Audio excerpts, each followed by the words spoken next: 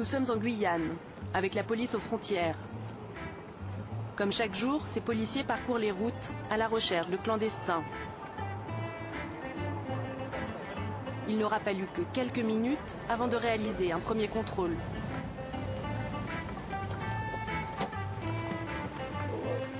Brésilien Je suis mélangé. Je vais essayer avec moi. Identité. Je n'ai pas là. Mais identité. Voilà. Je n'ai pas. Identité brésilienne? Mélangé. Non, ça n'existe pas. Oui, c'est plus brésilien quoi. Voilà, il faut monter. Ok. Emilio a traversé la frontière illégalement. Il est ramené au poste de la PAF pour entamer une procédure de reconduite.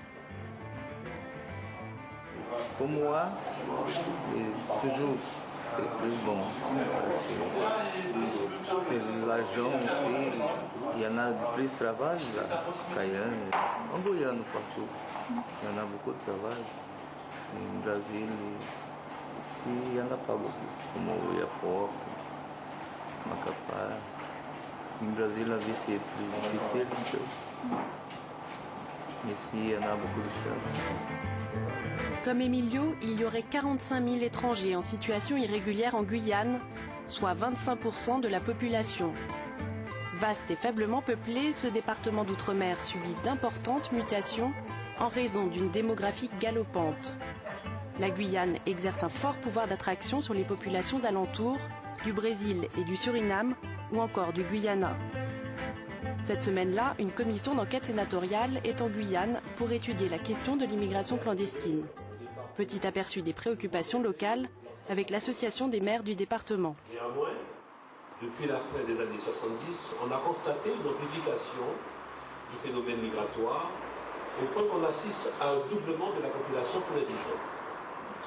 Ce rythme de croissance de loin le plus élevé du territoire national place les collectivités locales devant des problématiques aggravées par l'importance difficilement mesurable des populations non nationales.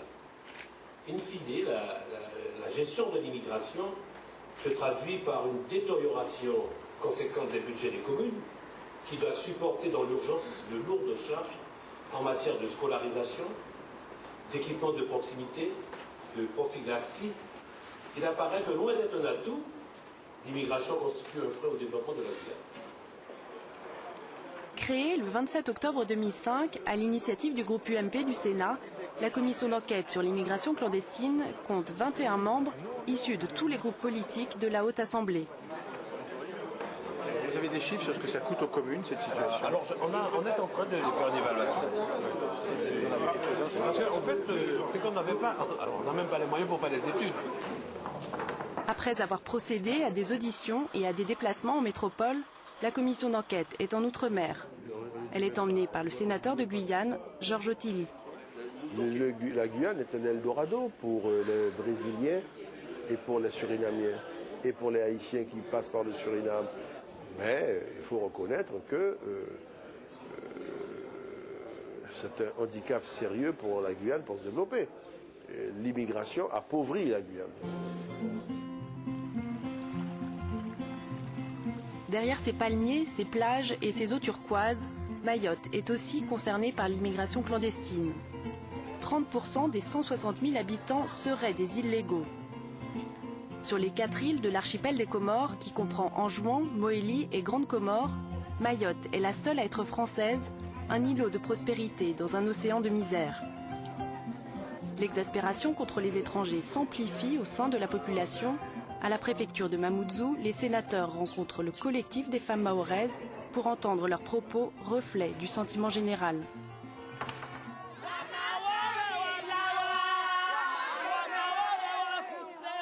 C'est aussi l'occasion pour le collectif des femmes mahoraises de manifester devant la caisse de sécurité sociale contre un employé d'origine étrangère. Selon elles, les étrangers en situation régulière ne devraient pas travailler dans la fonction publique. Pour ces femmes, les étrangers, illégaux ou pas, sont la source de tous leurs problèmes. Mayotte est petit, on ne peut pas recevoir toutes les misères du monde quand même. On ne se sent plus chez nous, on n'est plus en sécurité chez nous. Nous sommes menacés. On demande l'aide à l'État de nous aider parce que s'ils veulent vraiment, ils peuvent faire quelque chose. les jours, tous les ans, la collectivité de Mayotte est obligée de construire de nouvelles écoles. Pourquoi? Parce que les clandestins, ils sont enceintes chez eux, ils savent que c'est la 9e mois, là, je vais accoucher, ils viennent ici. Nous ne sommes pas des racistes.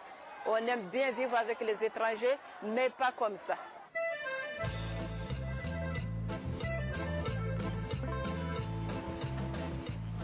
En Guyane, Saint-Laurent-du-Maroni connaît également une arrivée massive d'étrangers. Dans cette ville, à la frontière avec le Suriname, l'hôpital a du mal à répondre à la demande.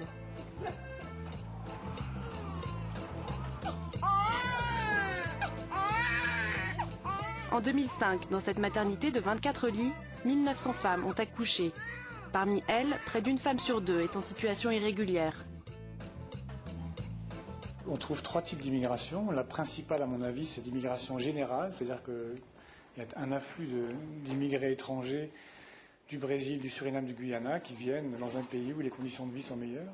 Le deuxième type d'immigration, je dirais qu'elle est obstétricale ou médicale, c'est-à-dire de gens qui viennent essentiellement pour se faire soigner ou pour accoucher parce qu'ils n'ont pas la même qualité de soins dans leur pays d'origine, et surtout parce que pour ce qui est des accouchements, c'est une possibilité d'avoir éventuellement des papiers français un jour, puisqu'on a distribué beaucoup de cartes de séjour autrefois sur le simple fait d'avoir accouché en Guyane.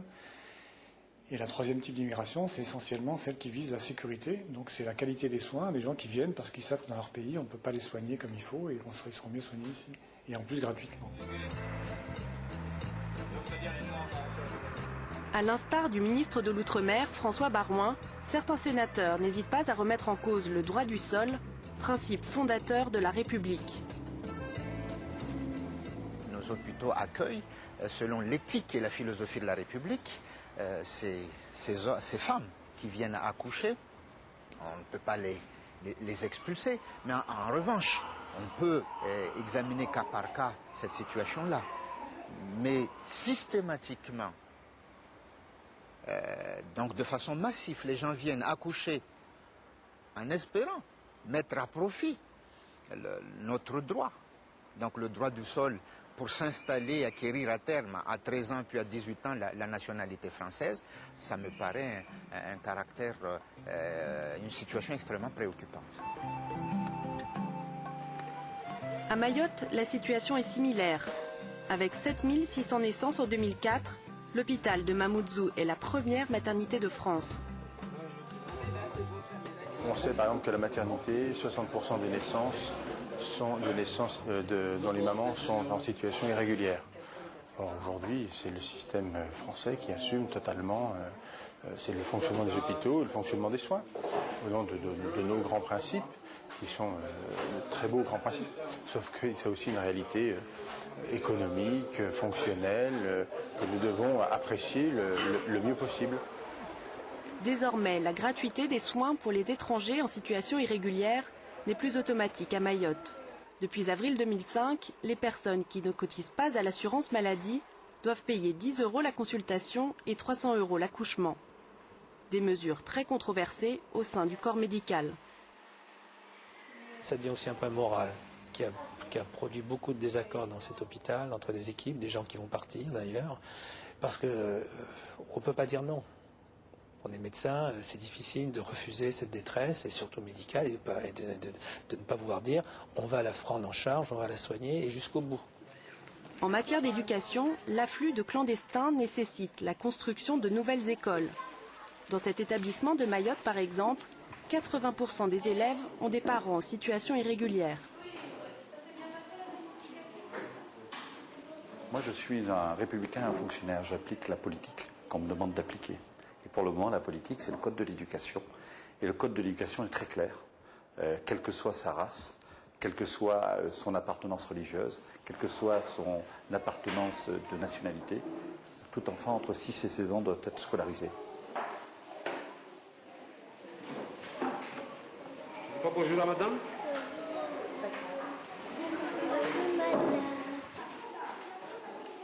On peut penser qu'il y a aux alentours de 20% d'enfants non français scolarisés dans ces différents établissements. Dans le premier degré, si on considère qu'il y a 2000 maîtres et qu'il y a 20% d'étrangers, ça veut dire qu'il y a 400 maîtres qui travaillent pour des élèves étrangers. Pour les parents clandestins, avoir la possibilité de scolariser leurs enfants est un attrait considérable, d'autant que l'école est gratuite et accessible à tous.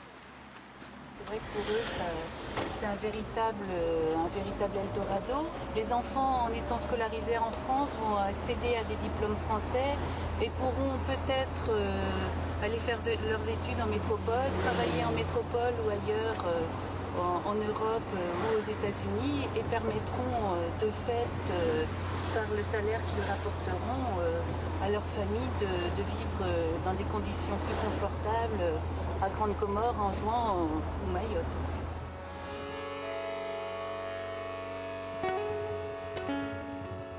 Pour atteindre cet Eldorado, les clandestins sont prêts à tout, y compris à traverser l'océan au péril de leur vie. Chaque année, ils sont des milliers à parcourir les 70 km qui séparent l'île d'Anjouan de Mayotte. Ils viennent en kwassa-kwassa, des barques à moteur souvent surchargées. La traversée coûte entre 50 et 150 € par personne. Cette nuit, la Marine nationale en pleine mer a intercepté l'une de ces embarcations. Là, il en reste 39. Là, ils sont 10. Ils étaient 39, 39 dedans. Il y avait 5 enfants, 5 nourrissons, une douzaine de femmes. Et quand on les a interceptés, ils étaient assez loin d'Anjouan. Et ils n'étaient pas encore arrivés à Mayotte. Ils étaient attrapés à une dizaine de nautiques, ça fait une vingtaine de kilomètres de la barrière de corail. Ouais.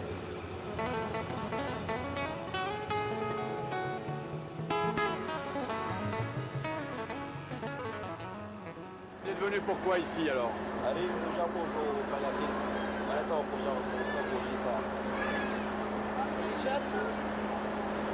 venu pour gagner sa vie. Pour gagner la vie, pour travailler?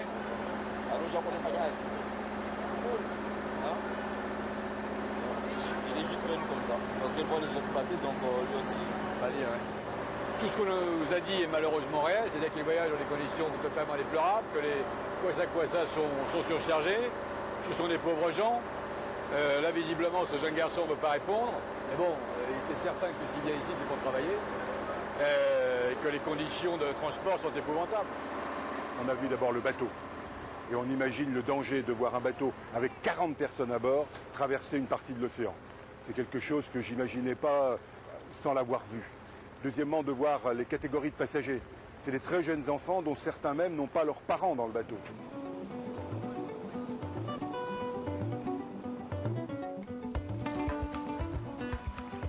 Attirés par le mirage de la prospérité, ces étrangers sont loin d'imaginer les conditions de vie qui les attendent à l'arrivée.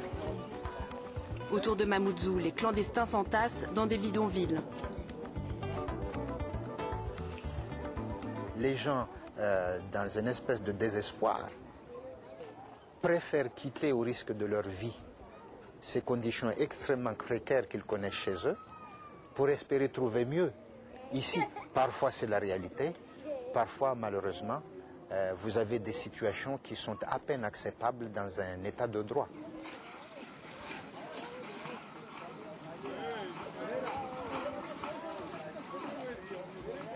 Les habitations sont faites avec des matériaux extrêmement précaires. Les gens à l'intérieur dorment très nombreux, quasiment même le sol, sur les nattes. Et que donc par conséquent, ça vous donne une idée de la précarité dans laquelle ces hommes et ces femmes vivent ici à Mayotte. Pourtant, leur détermination, elle, reste intacte. Ce Comorien qui vit dans la clandestinité est prêt à tous les sacrifices pour sa fille de 10 mois.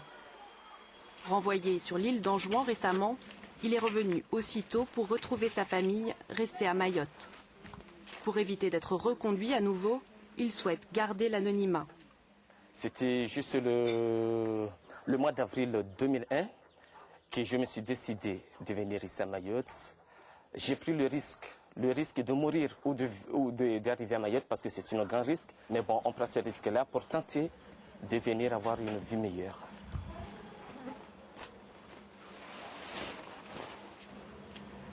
Parfois, quelqu'un me demande d'aller lui faire un petit jardinage. Parfois, quelqu'un me demande de faire un petit bricole de manœuvre. Parfois, Pas mal de petits boulots. Vous êtes payé combien la journée en général? Normalement, c'est dans les 20 € par jour. À Mayotte, le niveau de vie est 5 fois plus élevé qu'aux Comores. Grâce à une économie souterraine très bien développée, les clandestins peuvent survivre. Une situation qui existe également en Guyane. Il y a beaucoup d'étrangers qui viennent travailler parce que nous sommes frontaliers avec des pays très pauvres. Et l'économie guyanaise aussi a besoin d'une main-d'œuvre importante. Et notamment dans le bâtiment et travaux publics, il y a des qualifications qui permettent à cette main-d'œuvre étrangère de venir travailler ici en Guyane. Ce qui est contestable en fait dans le travail, c'est le travail des personnes qui ne sont pas déclarées et qui sont en situation irrégulière. C'est une exploitation d'une main-d'œuvre pauvre qui travaille pour des salaires dérisoires. Dans ce village à la frontière brésilienne, les habitants sont en majorité clandestins. Ils vivent ici depuis des années. En général, ils n'ont pas de mal à trouver un emploi au noir et ils s'en sortent plutôt bien. C'est des gens qui sont travailleurs, qui sont miséreux. Et forcément, les gens sur place profitent un peu de la situation. Si c'est pas son haïtien qui fait le jardin, c'est son brésilien qui entretient le jardin, la brésilienne qui fait la cuisine ou qui garde les enfants, etc. Oui, bien sûr, pour une poignée d'euros généralement. On dit dehors les étrangers, sauf celui que j'emploie chez moi clandestinement. Bon, il y a beaucoup d'hypocrisie dans tout ça. On est tous responsables, nous, si nous ne faisons pas notre travail de législateur, si nous ne contrôlons pas le gouvernement, etc. Nous, Guyanais, nous devons être aussi vigilants pour ne pas encourager ce système d'employer des gens qui sont en situation irrégulière, alors qu'il y a beaucoup de compatriotes qui recherchent du travail. Je crois qu'il faut que ça cesse.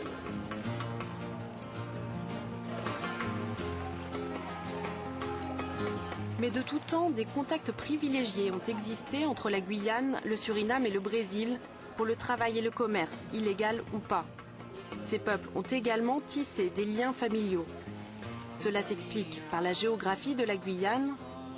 Deux fleuves, le Maroni à l'ouest et l'Oyapock à l'est, délimitent ce territoire. Avec près de 1000 km de frontières fluviales, pas étonnant que les habitants des deux rives traversent continuellement le fleuve dans un sens comme dans l'autre. Avec cette perméabilité, difficile de se représenter une frontière telle que l'on s'imagine en Europe. Nous sommes ici à Saint-Georges de l'Oyapock. Pour eux, depuis des décennies, c'est chez eux en définitive, puisqu'ils ont l'habitude de vivre sur le fleuve, donc ils traversent régulièrement le fleuve, et ils considèrent cette partie de la France, enfin de la Guyane, comme une partie du Brésil. Donc pour eux, c'est normal de venir ici, comme ils vont faire pour faire leur marché, pour se promener, ils voyagent. Donc pour eux, c'est réellement une partie du Brésil. Alors ils ne comprennent pas que nous puissions leur demander des papiers pour circuler chez eux. Quand on est à Saint-Laurent-du-Maroni et qu'on sait qu'il y a 680 km de frontières communes avec le Suriname qui sont délimitées par le fleuve, et que la culture des habitants, c'est de se considérer comme les habitants du fleuve, qui vont d'une rive à l'autre du fleuve, sans se poser, je dirais, des questions de droit international. Donc on voit que c'est très très difficile.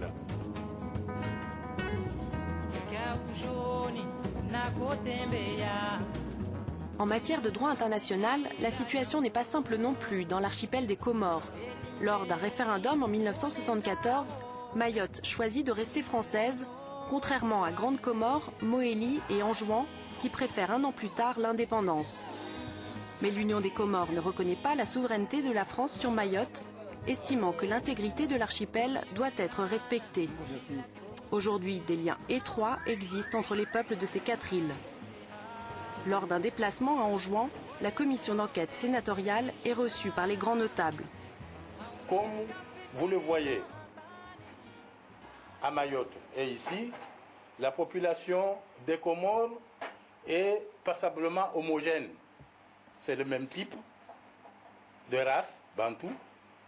Il y a la même religion, il y a la même langue.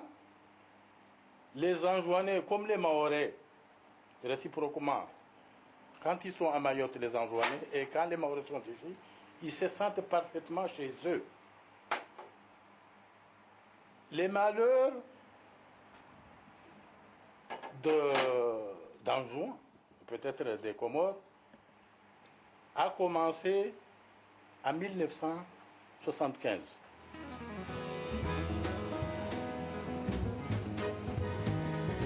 À Anjouan comme à Grande Comore, le discours est le même. Pendant 150 ans, l'archipel a fait partie de la France. Du coup, la politique française visant à considérer les Grands Comoriens ou les Anjouanais comme n'importe quel étranger suscite de vives réactions. Pour les Anjouanais, ce n'est pas du tout, ou pour nous, les Comoriens, ce n'est pas du tout une immigration. C'est un déplacement, n'est-ce pas, d'une population à l'intérieur d'un même pays. Les critiques se cristallisent autour du visa Balladur, instauré en 1994. Avant l'instauration de ce visa Balladur, il y avait un visa qui permettait aux Grands Comoriens d'aller à Mayotte et ils obtenaient le visa sur place à l'aéroport, voyez-vous, en indiquant l'endroit où ils vont, pour une durée d'une semaine ou 2 semaines, même, voire même 1 mois. Donc c'était facile.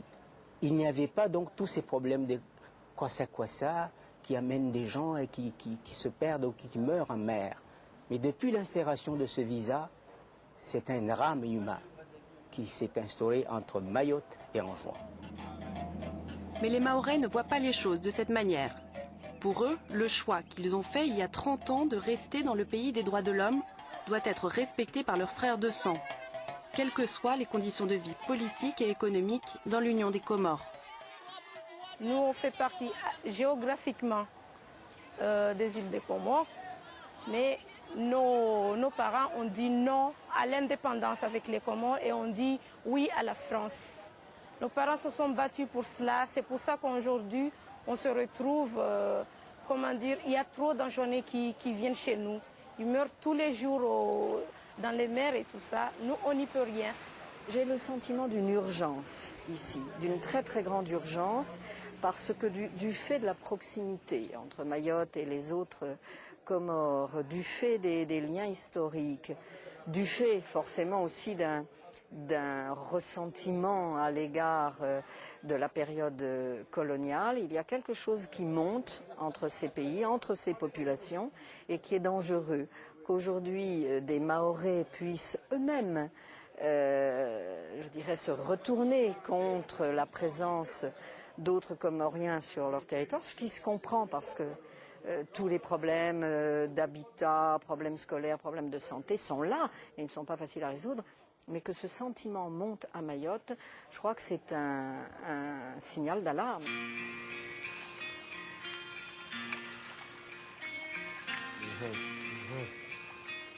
En effet, Mayotte et la Guyane sont de véritables poudrières. Avec cet afflux d'étrangers et une démographie croissante, priorité est donnée à la traque aux clandestins. L'objectif affiché pour 2006 est d'atteindre 7500 reconduites à la frontière en Guyane. Ici, la PAF interpelle en moyenne une dizaine de clandestins en une journée, un chiffre réalisé en 1 mois en métropole. Les chiffres officiels sont de 15 000 étrangers en situation régulière interpellés sur le sol métropolitain, auxquels s'ajoutent à nouveau 15 000 étrangers interpellés dans les dom-toms, en fait. Et sur ces 15 000 dans les dom-toms, Mayotte et la Guyane comptent pour à peu près les 3/4, c'est-à-dire à peu près 7 000 personnes. Le reste étant fait par la Réunion, les Antilles et les autres départements et collectivités territoriales d'outre-mer. La PAF effectue quotidiennement des patrouilles dans Cayenne. Cet après-midi, les hommes du lieutenant Ogias font une descente dans un quartier connu pour abriter des Brésiliens en situation irrégulière.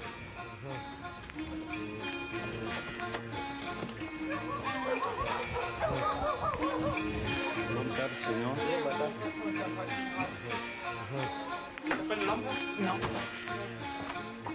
Oui, j'ai vu. Il est en situation irrégulière, c'est pas la première fois qu'on l'attrape d'ailleurs. Je connais son visage, quoi. Il n'y a pas très longtemps, on l'a déjà interpellé effectivement pour les mêmes faits, quoi. Il a dû être reconduit, je suppose, et puis il est revenu parce qu'il doit avoir un travail. Enfin, bon, c'est la même histoire, quoi, à chaque fois, quoi. C'est le jeu du gendarme et des voleurs. Nous, on fait notre travail, on interpelle les gens, on fait une procédure, on les reconduit à la frontière. c'est difficile de lutter contre la misère, parce que en fait, tous ces gens, c'est vrai que bon, ils ont faim, ils sont dans la misère chez eux, et ils vont au plus près pour s'enrichir, entre guillemets, de leur point de vue, pour au moins survivre. Une fois interpellés, les clandestins sont amenés au centre de rétention administrative avant d'être reconduits à la frontière. Les sénateurs de la commission d'enquête vont évaluer les conditions de rétention. D'une capacité de 38 places, le centre est en permanence surchargé. En théorie, les retenus peuvent déambuler librement dans une cour de promenade, ce qui n'est pas le cas ici, la cour étant trop petite. Du coup, ils sont la plupart du temps enfermés dans leurs cellules. Depuis des années, ce centre de rétention n'est plus aux normes.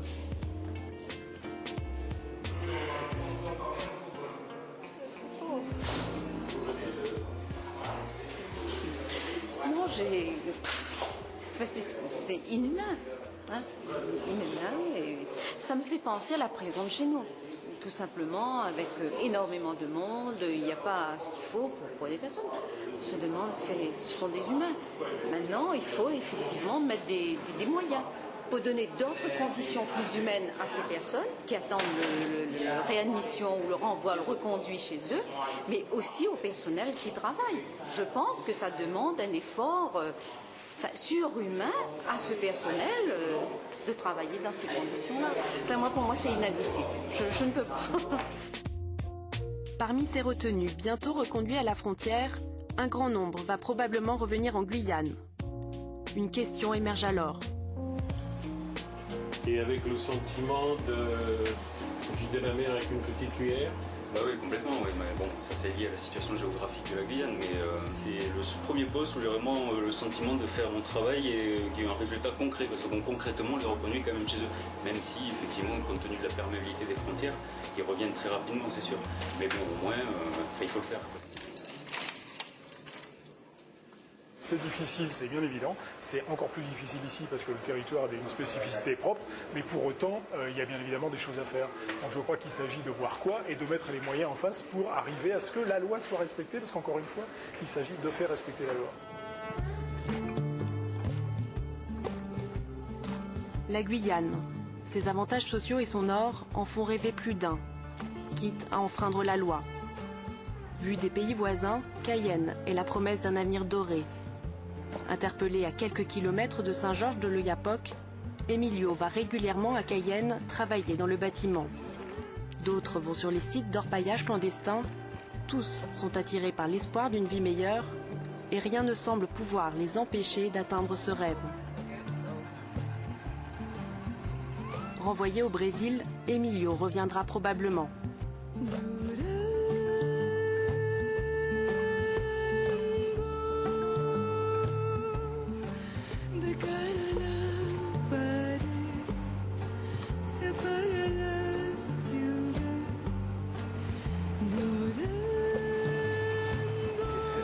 C'est de l'argent à gagner parce qu'ils vont rester au Brésil, ils vont rien gagner.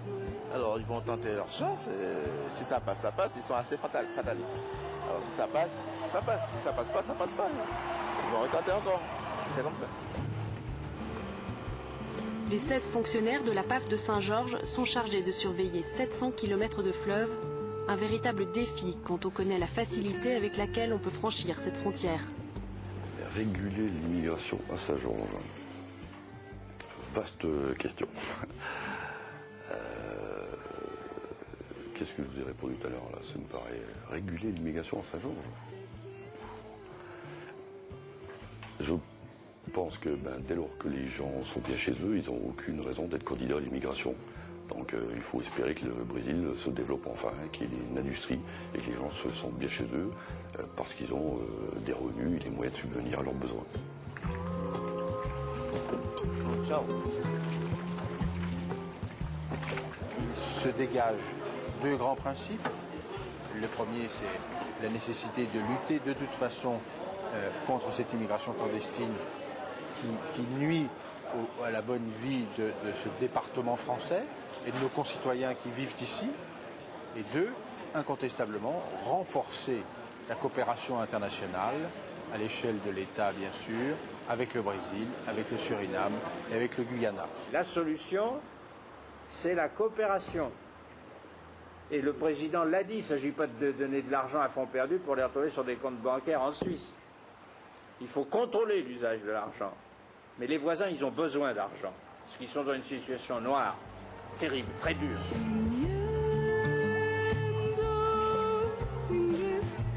Dans l'Amapá, l'un des États les plus pauvres du Brésil, à la frontière guyanaise, le niveau de vie est 2 fois inférieur à celui de la Guyane.